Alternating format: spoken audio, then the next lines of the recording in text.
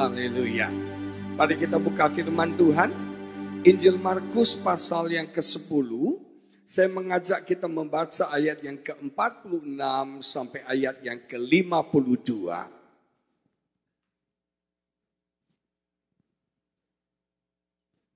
Injil Markus pasal yang ke-10. Ayat yang ke-46 sampai ayat yang ke-52 menulis demikian. Lalu tibalah Yesus dan murid-muridnya di Yeriko. Dan ketika Yesus keluar dari Yeriko bersama-sama dengan murid-muridnya dan orang banyak yang berbondong-bondong, ada seorang pengemis yang buta bernama Bartimeus, anak Timeus, duduk di pinggir jalan. Ketika didengarnya bahwa itu adalah Yesus orang Nazaret, mulailah Bartimeus berseru, Yesus anak Daud, kasihanilah aku. Banyak orang menegurnya supaya ia diam. Namun semakin keras ia berseru, anak Daud, kasihanilah aku. Lalu Yesus berhenti dan berkata, panggillah dia. Mereka memanggil orang buta itu dan berkata kepadanya, kuatkan hatimu. Berdirilah, ia Yesus memanggil engkau. Lalu ia Bartimeus menanggalkan jubahnya. Ia segera berdiri dan pergi mendapatkan Yesus. Tanya Yesus kepadanya, apa yang kau kehendaki supaya aku perbuat bagimu? Jawab orang buta itu, Rabuni, supaya aku dapat melihat.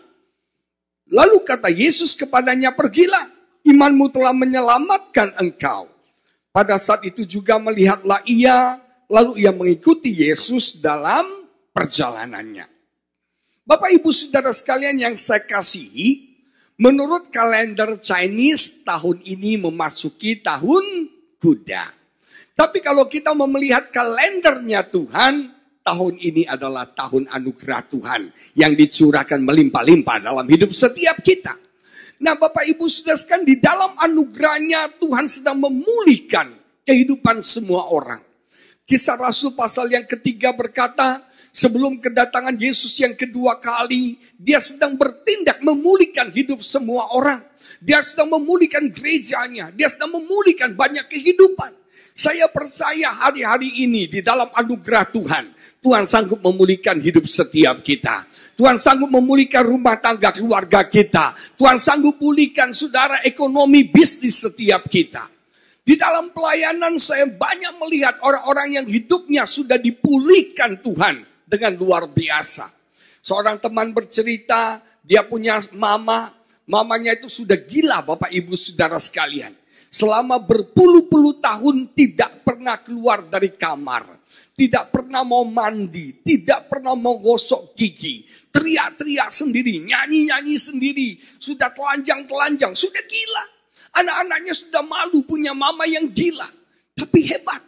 Ketika Tuhan memulihkan orang tua ini. Tuhan memulihkan mamanya. Sekarang sudah sembuh. Bahkan bisa melayani Tuhan. Nama Tuhan dipermuliakan.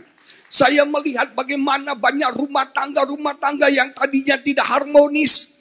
Rumah tangga yang berantakan. Hubungan yang sudah retak, kacau balau. Itu dipulihkan Tuhan dengan luar biasa. Bahkan seorang teman, seorang pengusaha bersaksi kepada saya. Bagaimana dia mengalami kebangkrutan dalam bisnisnya. Dan meninggalkan hutang yang sangat banyak. Dia bercerita kepada saya. Pak, sekalipun saya kerja seumur hidup saya. Belum tentu saya bisa melunasi hutang saya. Tapi hebat. Ketika Tuhan memulihkan bisnisnya. Bukan cuma semua hutangnya terbayar, terlunasi. Bahkan Tuhan memberkati dan mengangkat kembali bisnisnya. Nama Tuhan dipermuliakan. Saya percaya pada pagi ini, siang ini, Tuhan sanggup pulihkan hidup setiap kita. Kata dipulihkan, kata restore, itu artinya dikembalikan dalam posisi. Dikembalikan dalam aturan. Dikembalikan dalam keadaan yang seharusnya. Dosa membuat semuanya berantakan. Dosa membuat semuanya kacau balau. Tetapi Tuhan ingin memulihkan semuanya pada keadaan yang sebenarnya. Pada kondisi yang semestinya. Tuhan gak mau saudara susah. Tuhan mau saudara bahagia. Tuhan gak mau kita sakit. Tuhan mau kita sehat. Nama Tuhan dipermuliakan. Amin. Ada berapa banyak jemaat di tempat ini yang berkata, saya mau dipulihkan Tuhan. Saya mau dipulihkan Tuhan. Salami kiri kananmu, katakan, Tuhan sanggup pulihkan kehidupanmu pada siang hari ini. Ada banyak orang mau dipulihkan Tuhan. Tapi yang menjadi masalah adalah banyak orang tidak tahu bagaimana caranya supaya kita boleh mengalami dan menerima pemulihan daripada Tuhan. Kita mau belajar siang ini dari seorang yang bernama Bartimeus. Ada 4 fakta yang menarik yang kita bisa pelajari dari hidup Bartimeus. Fakta yang pertama, Alkitab mencatat orang ini bernama Bartimeus. Satu hal yang menarik Bapak Ibu Saudara sekalian, Alkitab jarang menulis nama orang yang berhubungan dengan Yesus. Alkitab jarang menulis nama orang yang disembuhkan oleh Yesus. Wanita pendarahan 12 tahun itu tidak ditulis siapa namanya. Tetapi dalam cerita ini Alkitab berkata orang ini bernama Bartimeus. Nama Bartimeus terdiri dari 2 suku kata. Yang pertama bar, yang kedua Timeus. Bar artinya the son of, anak dari. Timeus adalah nama keluarganya. Jadi Bartimeus artinya anak dari keluarga Timeus. Nama Timeus artinya kotor. Nama Timeus artinya jelek. Nama Timeus artinya menjijikkan. Bapak Ibu Saudara sekalian, Bartimeus berasal dari background, dari latar belakang keluarga yang kotor. Keluarga yang dianggap jelek dan keluarga yang dianggap menjijikkan. Itulah fakta pertama. Fakta kedua tentang Bartimeus adalah Alkitab berkata bahwa Bartimeus tinggal di kota Yeriko. Kalau kita mempelajari dalam firman Tuhan, Yesus tidak pernah tinggal di kota Yeriko. Yesus tidak pernah menginap bermalam di kota Yeriko. Yesus Alkitab berkata cuma beberapa kali numpang lewat di kota Yeriko. Kenapa? Karena Yeriko adalah kota yang sudah dikutuk oleh Tuhan. Kalau satu kota sudah dikutuk, tidak ada berkat. Kalau satu kota sudah dikutuk, tidak ada sukacita. Tidak ada nyanyian, tidak ada tarian sama sekali. Saudara bayangkan dari latar belakang keluarga yang kotor, menjijikkan, dari latar belakang keluarga yang jelek, tinggal di kota yang sudah dikutuk Tuhan, tidak ada berkat, tidak ada sukacita. Fakta yang ketiga yang kita bisa pelajari tentang hidup Bartimeus adalah Alkitab berkata dia cacat. Dia buta. Zaman dulu tidak ada bank mata. Zaman dulu tidak ada transplantasi mata. Artinya apa? Kalau orang itu lahir buta, sampai mati pun dia akan tetap buta. Nah, jemaat yang dikasih Tuhan, ini keadaan yang tidak ada harapan. Ini keadaan yang tidak ada jalan keluar. Keadaan yang sama sekali tidak ada solusinya. Itu fakta ketiga tentang Bartimeus. Fakta keempat yang kita bisa pelajari adalah Alkitab menulis Bartimeus adalah seorang pengemis. Seorang pengemis hidup dari belas kasihan orang lain. Seorang pengemis orang sering ditolak. Seorang pengemis orang yang tidak dianggap di masyarakat. Orang dihina. Seringkali kalau kita di Jakarta, Surabaya atau di Indonesia, kita lagi bawa mobil, tiba-tiba di lampu merah ada orang minta sedekah. Saudara bilang apa? Maaf, belum lebaran kita udah minta maaf sama dia. Nah, jemaat yang dikasihi Tuhan, kita tolak mereka. Mereka orang yang tertolak. Mereka orang yang dianggap hina. Mereka orang yang kita tidak mau bergaul sama sekali. Bapak Ibu bayangkan bagaimana hancurnya hidup Bartimeus. Dari latar belakang keluarga yang kotor, dari latar belakang keluarga yang jelek dan menjijikkan, tinggal di kota yang sudah dikutuk, tidak ada berkat, tidak ada sukacita, cacat, tidak ada solusi, tidak ada jalan keluar, tidak ada jawaban untuk keadaannya. Kemudian dia adalah orang yang hina, orang yang ditolak, orang yang tidak dianggap dalam masyarakat. Saya belajar ketika Bartimeus ketemu dengan Yesus, Yesus pulihkan kehidupannya. Kalau hidup Bartimeus bisa dipulihkan Tuhan, saya sangat yakin dan percaya Tuhan sanggup pulihkan hidup setiap kita pada siang hari ini. Saya percaya kondisi kita tidak sehancur Bartimeus. Saya percaya keadaan kita tidak seburuk Bartimeus. Saya percaya apa yang kita alami tidak sehebat apa yang dialami oleh Bartimeus. Kalau Bartimeus saja bisa dipulihkan Tuhan, saya percaya setiap jemaat yang ada di tempat ini, Tuhan sanggup pulihkan hidup setiap kita pada siang hari ini. Nah, kita mau belajar. Ada 4 faktor yang menyebabkan Bartimeus mengalami pemulihan Tuhan di dalam hidupnya. Faktor yang pertama adalah Bartimeus tidak menyia-nyiakan kehadiran Tuhan. Bartimeus tidak menyia-nyiakan kesempatan ketika Tuhan melawat hidupnya. Bapak Ibu Saudara sekalian, saya katakan tadi, Yesus tidak pernah tinggal di kota Yeriko. Yesus tidak pernah bermalam menginap di kota Yeriko. Yesus cuma numpang lewat sekali-sekali. Dan itu kesempatan. Itu kesempatan emas bagi Bartimeus. Saya kagum dari Bartimeus luar biasa. Walaupun dia buta, dia tidak tuli. Alkitab berkata, dia mendengar berita-berita tentang Yesus. Dia dengar bahwa Yesus akan lewat. Jemaat yang dikasih Tuhan, saya sangat bersyukur.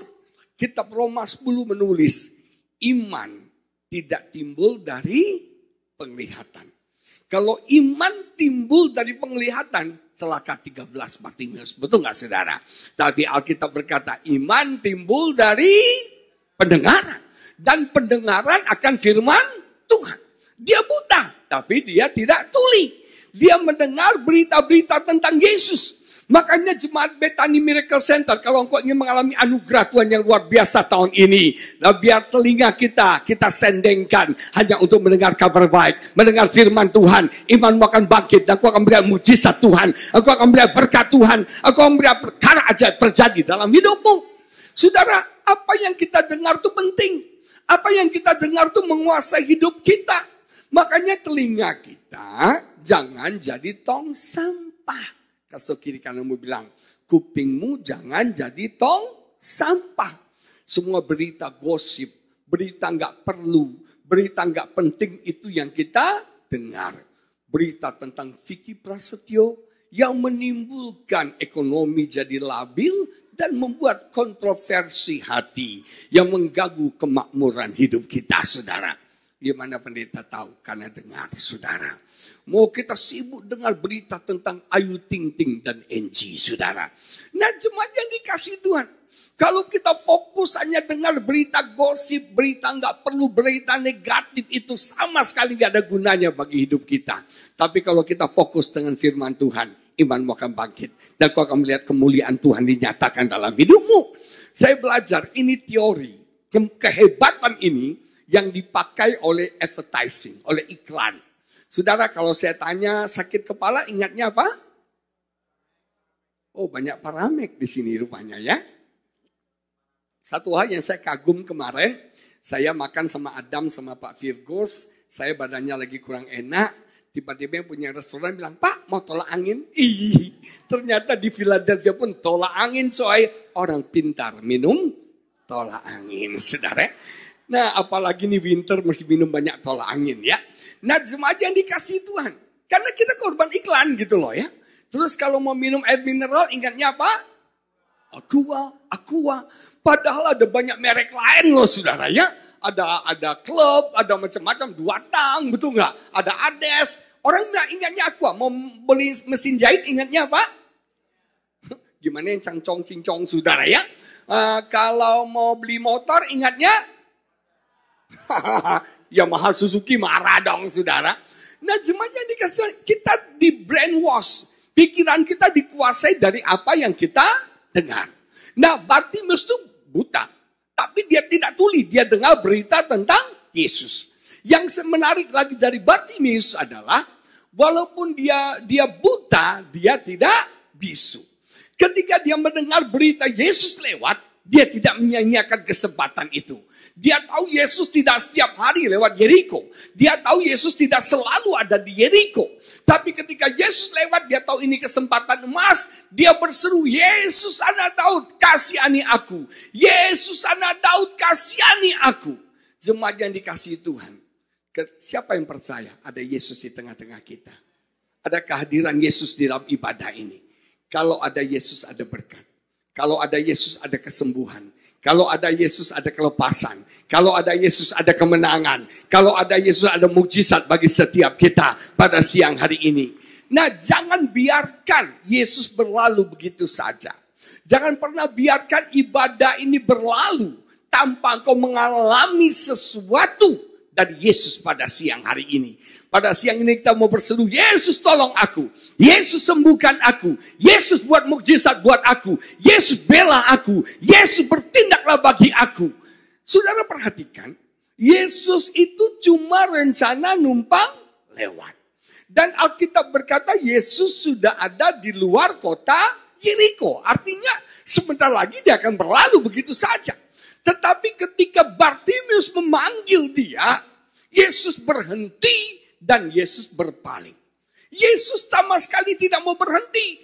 Yesus sama sekali tidak mau buat mukjizat. Tapi panggilan daripada seruan, doa daripada Bartimius membuat Yesus berhenti dan bertindak. Kita mau buat hal itu terjadi pada siang hari ini. Jangan biarkan Yesus berlalu begitu saja. Kita berseru kepada Tuhan sehingga mukjizat terjadi, pemulihan terjadi, berkat dicurahkan bagi setiap kita siang hari ini.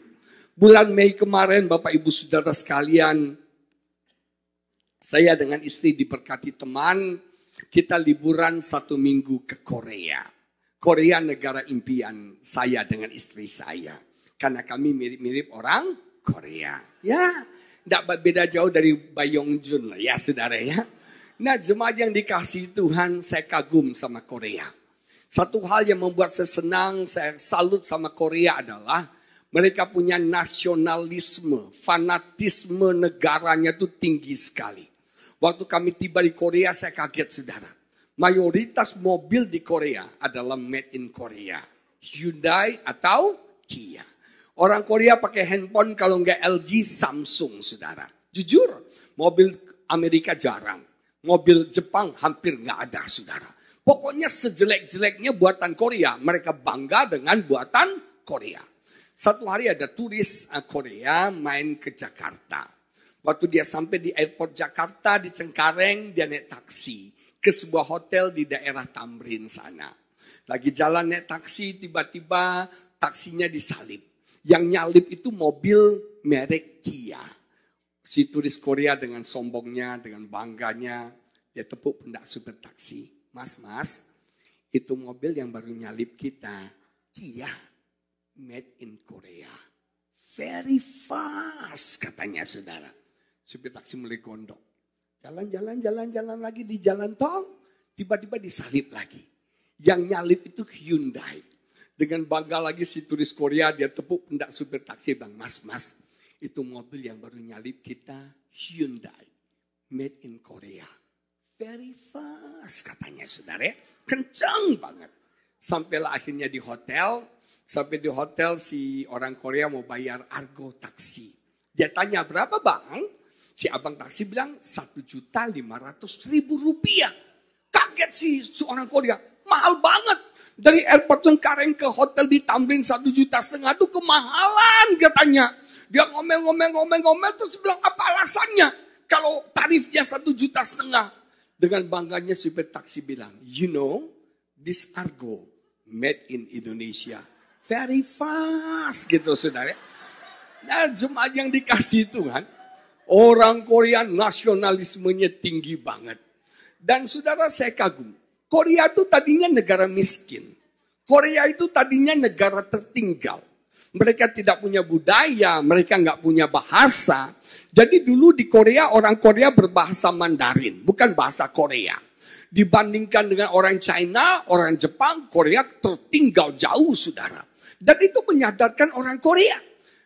Sama-sama pendek, sama-sama putih, sama-sama sipit. Cuma beda sipitnya, orang Jepang sipitnya ke atas. Orang Chinese sipitnya ke samping. Makanya orang Chinese kalau melek atau merem beda-beda tipis saja saudara ya. Hampir sama gitu ya. Nah orang Korea sipitnya ke bawah. Makanya sekarang dioperasi jadi naik lagi saudara. Nah jemaat yang dikasih Tuhan, Korea negara tertinggal. Negara miskin. Tapi sekarang apa yang terjadi? Korea menjadi salah satu negara terkaya di dunia. Salah satu negara makmur di dunia itu Korea. Produk-produk Korea menguasai dunia. Tadi saya masuk di ruangannya Pak Lukas, itu pakai apa? Sidik jari. Samsung made in Korea. Handphone saudara apa? Ya ampun, Amerika coy, Amerika. Hah? Samsung, Nokia, goodbye baby. Betul nggak saudara ya? Udah nggak ada lagi Nokia, betul nggak saudara? Sekarang Samsung, yang punya handphone Samsung angkat tangan. Yang cicil sama yang sudah lunas. Nah, jemaat yang dikasihi Tuhan. Samsung menguasai dunia. Korea menguasai dunia. Bahkan kalau kita mau jujur saudara, di YouTube orang yang paling banyak ditonton selama sejarah hidup manusia orang apa? Korea. Namanya siapa? PSY. Opa Gangnam Style.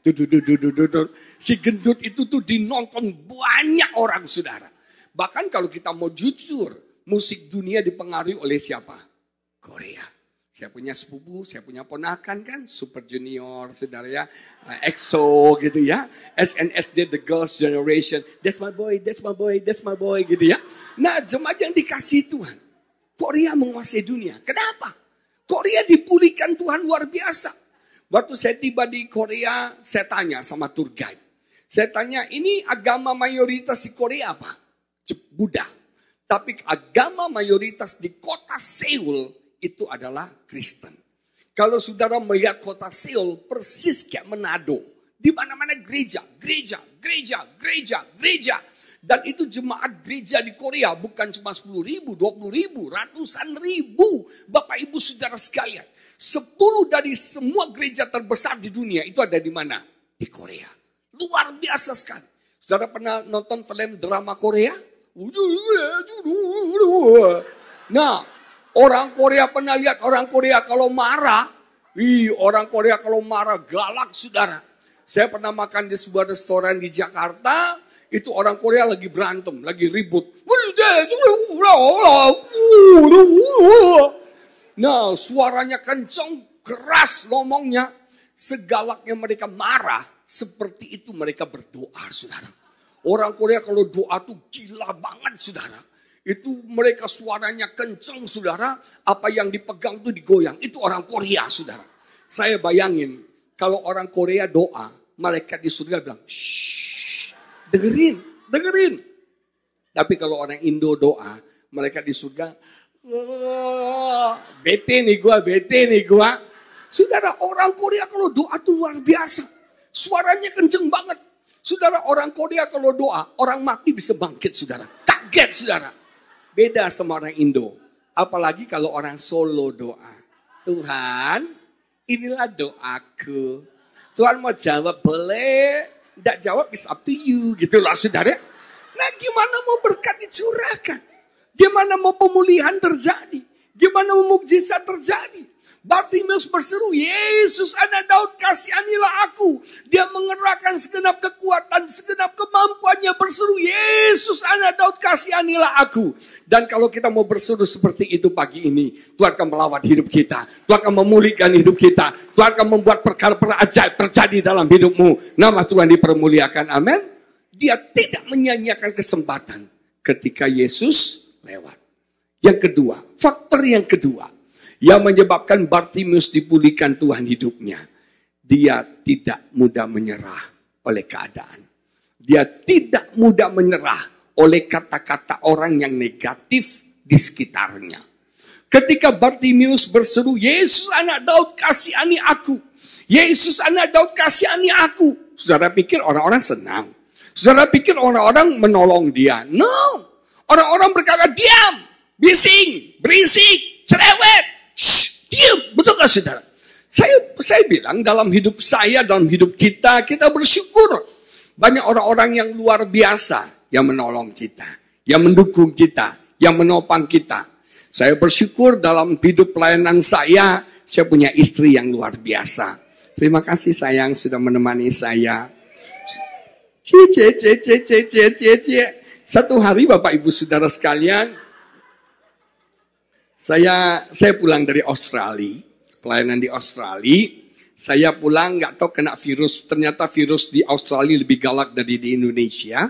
Saya muntah nggak habis-habisnya muntah. Sampai akhirnya lemes, dibawa di UGD sebuah rumah sakit. Nah waktu di UGD kan di kursi roda, terus lemes, diinfus, mulai terpikir tentang kematian. Itulah manusia ya. Terus saya bilang sama istri saya, sayang, saya ini berpikir tentang kematian.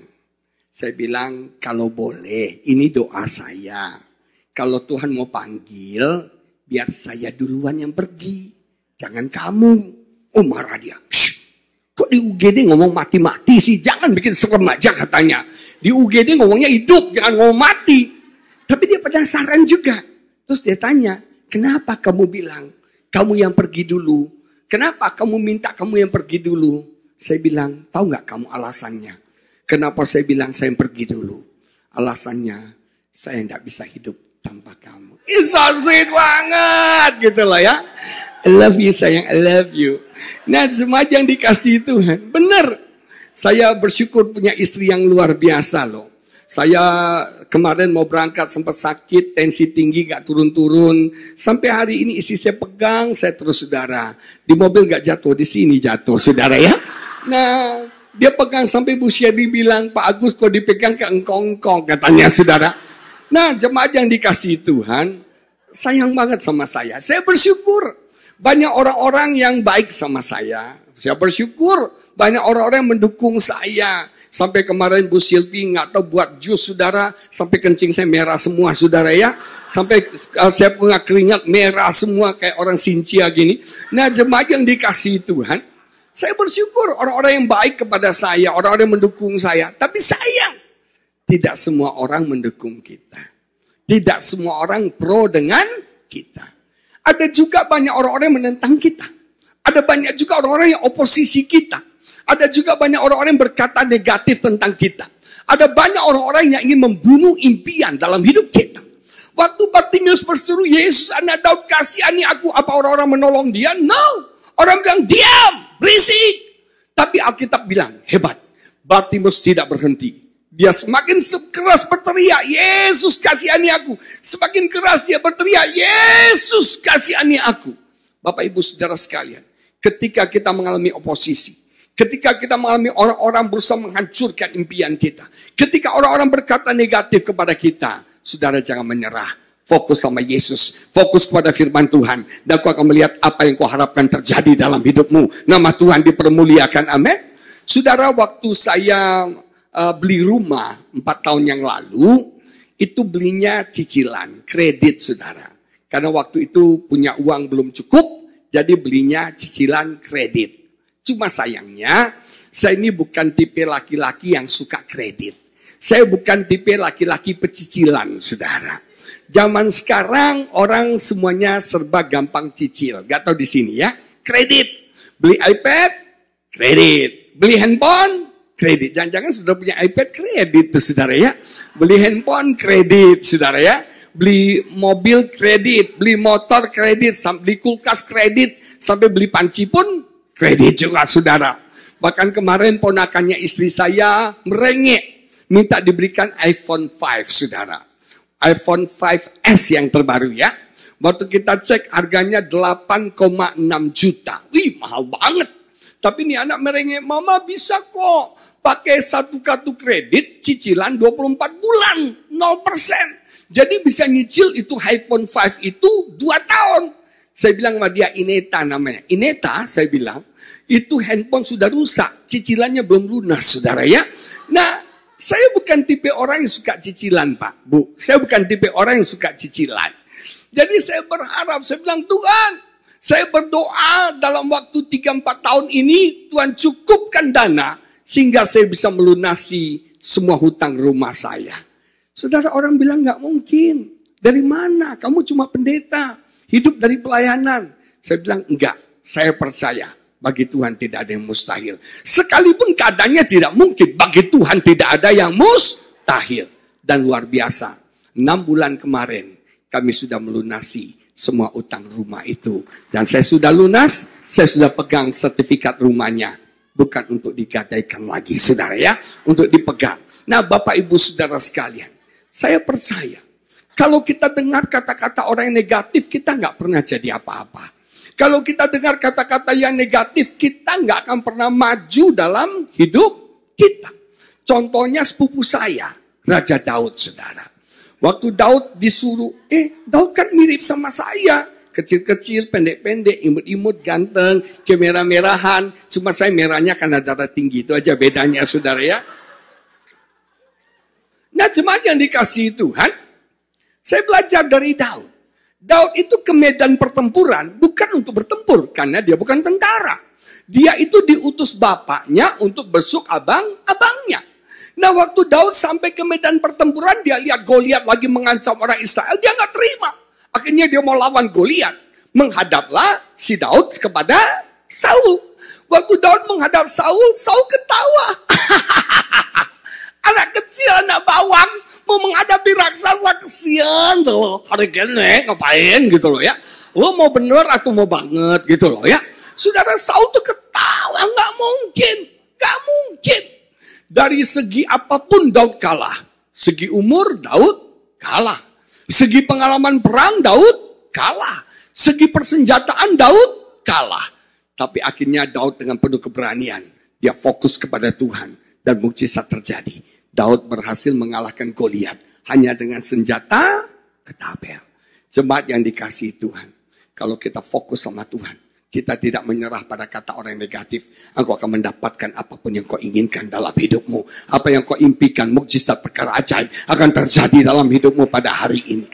Nuh contohnya, waktu Nuh membangun bahtera, tidak ada hujan, tidak ada badai. Semua orang berkata, ngapain? Hari gini bangun bahtera, gak ada hujan, gak ada badai. Orang gila kali, orang apa, orang mabok kali, orang apa nih, tenggen kali. Bangun bahtera, gak ada hujan, gak ada badai. Tiba-tiba hujan lebat, tsunami terjadi. Semua orang binasa, hanya Nuh dan keluarganya yang diselamatkan. Kalau kita dengar kata negatif, kita gak pernah jadi apa-apa. Saya punya teman, dokter katakan dia kena kanker, stadium akhir. Dan umurnya tinggal 3 bulan.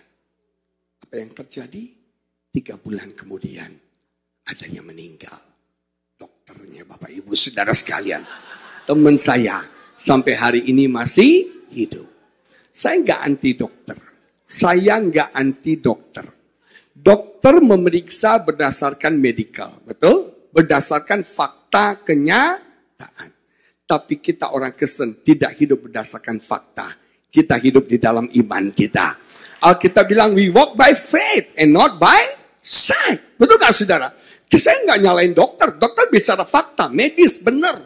Tapi kita nggak berjalan berdasarkan fakta. Kita berjalan berdasarkan iman. Nah, yang jadi pertanyaan, perkataan siapa yang kita mau dengar? Kita mau dengar perkataan manusia atau kita mau dengar perkataan Tuhan? Manusia berkata nggak mungkin. Tuhan berkata mungkin. Manusia bilang kamu kalah, kamu pecundang. Tuhan bilang kamu lebih daripada pemenang.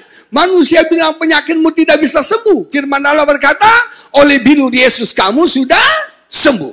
Yang jadi pertanyaan, perkataan siapa yang mau kita dengar? Perkataan siapa yang mau kita percayai? Bapak Ibu Saudara sekalian, kalau kita dengar kata-kata negatif orang, kita nggak akan pernah mencapai impian kita. Kita nggak akan pernah menjadi apa-apa dalam hidup kita. Dan ini hebatnya Bartimius. Semakin keras dia berseru. Semakin keras dia berseru. Semakin keras dia berseru. Salami kiri kananmu bilang, jangan gampang menyerah. Jangan gampang putus asa. Jangan gampang menyerah. Jangan gampang putus asa. Faktor ketiga yang menyebabkan Bartimius dipulihkan Tuhan.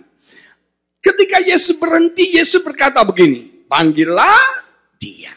Orang berkata, Bartimius, dia Yesus memanggil kamu.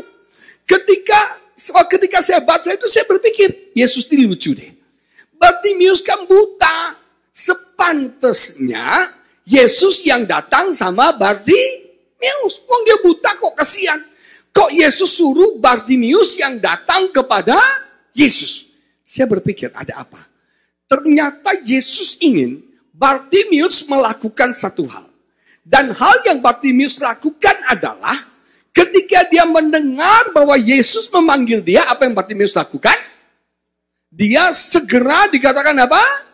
menanggalkan jubahnya.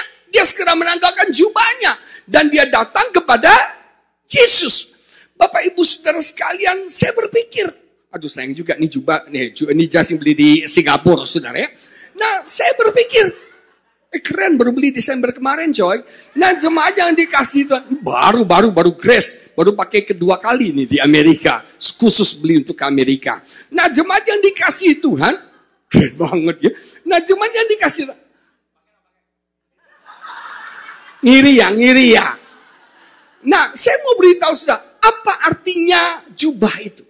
Dia bertindak, dia tanggalkan jubahnya. Jubah ini bicara tentang kehidupan lamanya Bartimius.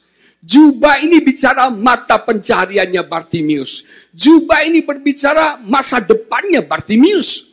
Bagi orang Yahudi, seorang pengemis itu harus pakai seragam.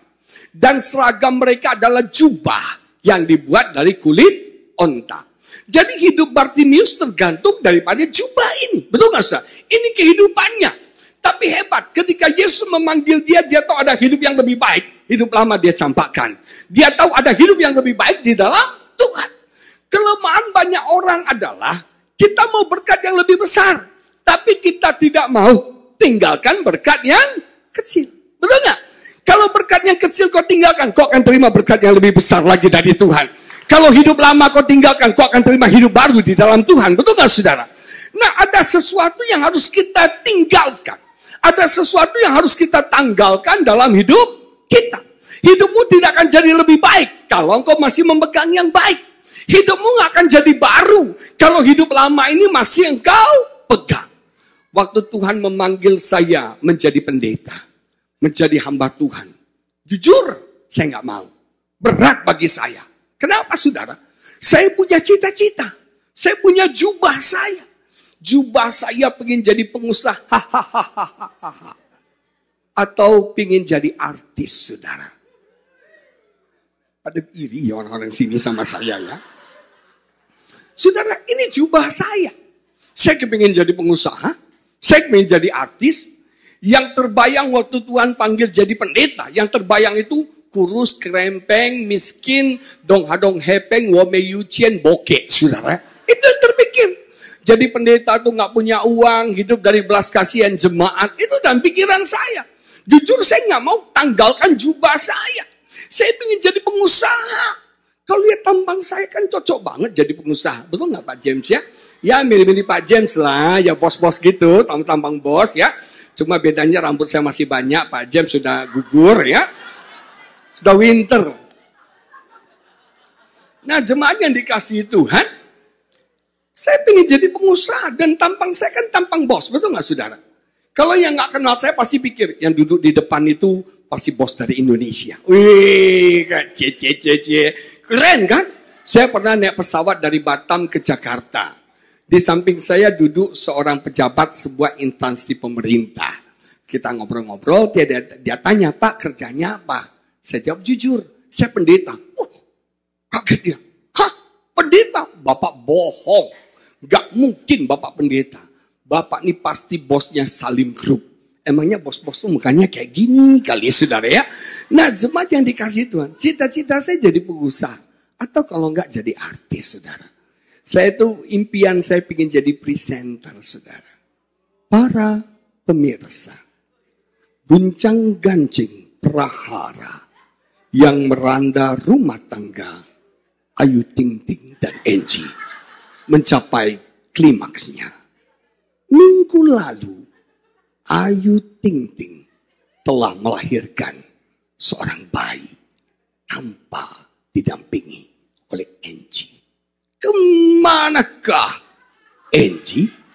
Mengapakah keluarga Ayu Ting Ting tidak memberitahukan kepada Angie tentang kelahiran anaknya? Siapakah nama anak Ayu Ting Ting? Bersama saya, Agus Lutan. Selama 30 menit ke depan, kita akan mengupas tuntas hal-hal yang dianggap tabu dan misteri.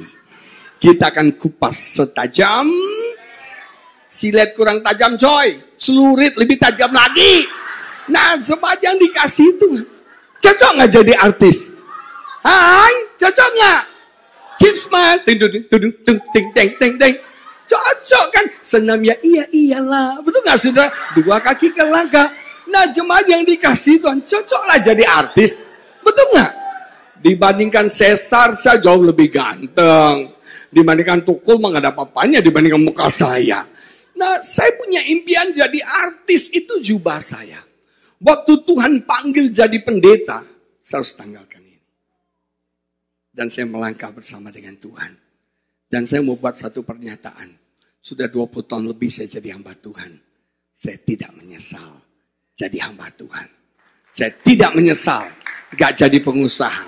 Saya tidak menyesal gak jadi artis. Saya jadi pendeta, saya bisa ada di Philadelphia hari ini, saudara. Betul nggak? Karena saya jadi pendeta, saya bisa ketemu dengan orang-orang yang luar biasa di tempat ini pada siang hari ini. Amin. Saya diberkati Tuhan luar biasa. Nah, jemaat yang dikasih Tuhan, kita nggak akan pernah bisa mengalami terobosan dalam hidup kita kalau kita tidak berani menanggalkan jubah kita. Faktor yang keempat, yang terakhir. Waktu Yesus bertanya kepada Bartimius, apakah yang engkau ingin aku lakukan untuk engkau? Waktu saya baca ayat ini, saya protes lagi sama Tuhan. Saya bilang, Tuhan kan tahu dia buta. Kok kepo banget sih nanya, kamu mau apa sih? Betul gak saudara?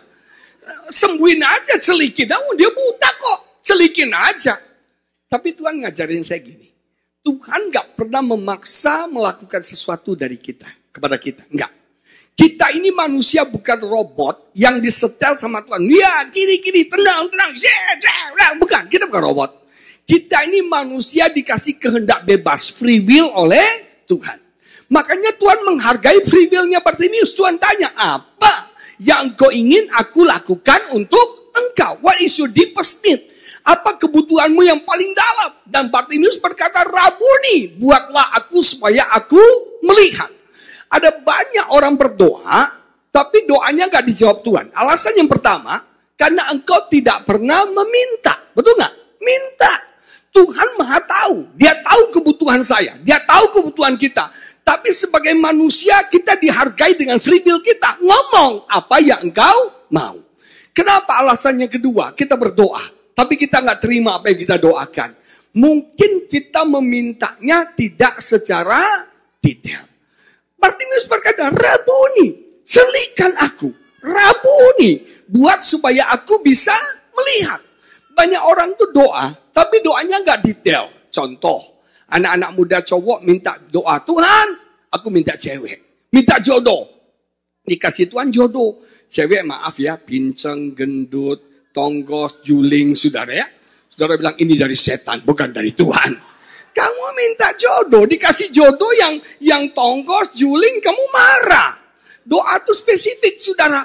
Banyak orang kesana doa bilang, Tuhan, aku capek naik angkot, aku minta mobil. Nggak jelas mobil apa. Dikasih Tuhan ambulans, saudara marah. Apalagi kalau dikasih Tuhan mobil tinja, pasti ngamuk, betul nggak saudara? Nah, jemaat yang dikasih minta mobil itu jelas. Waktu saya berdoa minta mobil, jelas, spesifik. Minta mobil baru, capek naik mobil second. Minta mobil warna putih, diesel, irit, pakai solar. Minta ini, kita jelas. Ketika Tuhan kasih, kita tahu, kita bisa bersyukur. Karena itu dari Tuhan.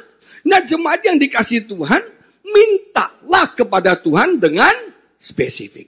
Siapa yang tahu Tuhan ada di tengah-tengah kita pada pagi hari ini?